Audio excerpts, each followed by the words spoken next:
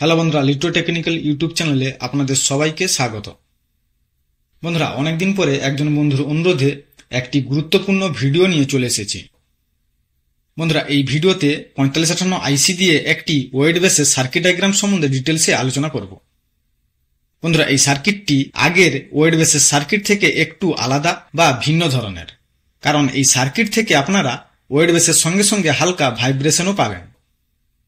বন্ধুরা, এই সার্কিটের সাউন্ড কোয়ালিটি খুব ভালো এবং এই সার্কিটটি আপনারা খুব সহজে বাড়িতে তৈরি করে ট্রাই করতে পারবেন। বন্ধুরা, এই সার্কিটটি খুব সহজ বা সরলভাবে তৈরি করার জন্য ভিডিওটি আপনারা মনোযোগ সহকারে প্রথম থেকে শেষ পর্যন্ত দেখবেন, কোথাও স্কিপ করবেন না। বন্ধুরা, এবার আসবো এই ওয়েড বেসের সার্কিট ডায়াগ্রামে। এই সার্কিটটি তৈরি করার জন্য প্রথমে আমাদের এখানে একটি 4558 আইসি নিতে হবে। তারপর আপনারা জানেন এই আইসির 4 নম্বর পিন নেগেটিভ 12 ভোল্ট এবং 8 নম্বর পিন পজিটিভ 12 ভোল্ট। তাই এই আইসির 4 নম্বর পিনে নেগেটিভ 12 ভোল্টের সাপ্লাই এবং 8 নম্বর পিনে পজিটিভ 12 ভোল্টের সাপ্লাই দিতে হবে। বন্ধুরা, এরপর এই আইসির 2 নম্বর চ্যানেলের ইনভার্টিং ইনপুট বা 6 নম্বর পিনে একটি 10 ইউএফ 50 ভোল্টের ক্যাপাসিটার এবং আরেকটি 10K রেজিস্টার দিয়ে সিঙ্গেল ইন করতে হবে। তারপর এই চ্যানেলের ইনপুট পিন ও আউটপুট পিন বা 6 নম্বর পিন ও 7 নম্বর পিনের মাঝখানে একটি 100K ফিডব্যাক রেজিস্টার এইভাবে যুক্ত করতে হবে। বন্ধুরা, এই রেজিস্টারের মাধ্যমে আপনারা আউটপুট গেইনকে কন্ট্রোল করা বা বাড়ানো কমানো করতে পারবেন। এরপর এএসি 7 নম্বর পিন থেকে 15K রেজিস্টার দিয়ে আউটপুট পাওয়া যাবে। তারপর বন্ধুরা, এই আউটপুট সিগন্যালটিকে 33K রেজিস্টার দিয়ে 47K ভলিউম কন্ট্রোলারের 1 নম্বর পিনে যুক্ত করতে হবে। এরপর এই ভলিউম কন্ট্রোলারের 1 নম্বর পিন থেকে একটি 224 পিএফ এবং আরেকটি 22K রেজিস্টার দিয়ে ভলিউম কন্ট্রোলারের 3 নম্বর পিনের সঙ্গে যুক্ত করতে হবে। তারপর এই 224 পিএফ থেকে সিগন্যাল নিয়ে আইসির 1 নম্বর চ্যানেলের আউটপুট পিন বা 1 নম্বর পিনের সঙ্গে যুক্ত করতে হবে। বন্ধুরা, এরপর 47K ভলিউম কন্ট্রোলারের মিডল পিন থেকে দুটি 33K রেজিস্টারকে এইভাবে সিরিজ করে আইসির 1 নম্বর চ্যানেলের নন ইনভার্টিং ইনপুট বা 3 নম্বর পিনের সঙ্গে যুক্ত করতে হবে। তারপর এই 3 নম্বর পিন থেকে একটি 104 পিএফ এইভাবে আইসির 5 নম্বর পিনের সঙ্গে যুক্ত করে গ্রাউন্ড করতে হবে।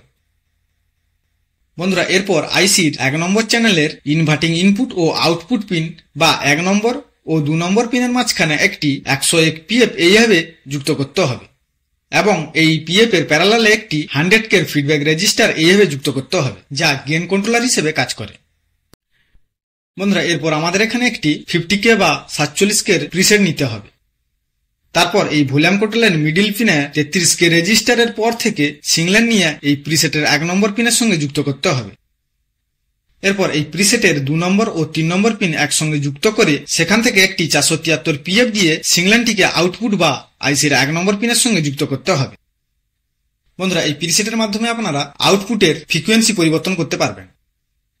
বন্ধুরা, এরপর আমরা এখানে যেহেতু আইসির নন ইনভার্টিং ইনপুট পিনে সিগন্যাল ইন করেছি, তাই আইসির 2 নম্বর পিন বা ইনভার্টিং ইনপুটে একটি গ্রাউন্ডের সাপ্লাই দিতে হবে। তা না হলে এই সার্কিটটি সঠিকভাবে কাজ করবে না বা এই সার্কিট থেকে প্রচুর পরিমাণে নয়েজ আসবে। তাই এই পিন থেকে একটি 100K রেজিস্টার দিয়ে গ্রাউন্ডের সঙ্গে যুক্ত করে দিলাম। বন্ধুরা, আপনারা চাইলে বা এই সার্কিটের আউটপুট পারফেক্ট পেতে হলে এই 100K রেজিস্টারের পরিবর্তে এখানে একটি 50K প্রিসেট ইউজ করতে পারেন। বন্ধুরা, এরপরে এই আইসির 1 নম্বর পিন থেকে 10 ইউএফ 50 ভোল্টের ক্যাপাসিটার দিয়ে ফাইনাল আউটপুট পাওয়া যাবে।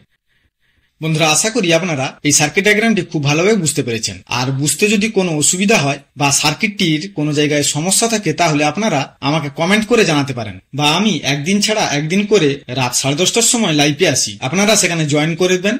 দিলে এই সার্কিটের সমস্যার সম্বন্ধে ডিটেলসে আলোচনা করব।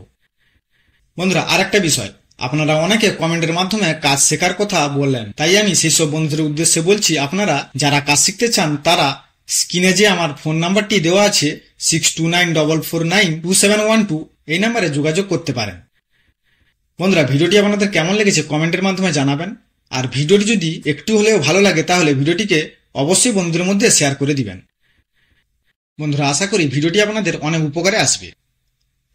আর ভিডিওটি যদি আপনাদের উপকৃত বলে মনে হয় তাহলে ভিডিওটিতে একটা লাইক করে দিন এবং চ্যানেলে যদি নতুন হয়ে থাকেন তাহলে চ্যানেলটিকে সাবস্ক্রাইব করে নোটিফিকেশন অন করে রাখুন সবার আগে নিত্য নতুন ভিডিও পাওয়ার জন্য। বন্ধুরা, ভিডিওটি প্রথম থেকে শেষ পর্যন্ত দেখার জন্য আপনাদের অসংখ্য ধন্যবাদ। দেখা হবে নেক্সট ভিডিওতে।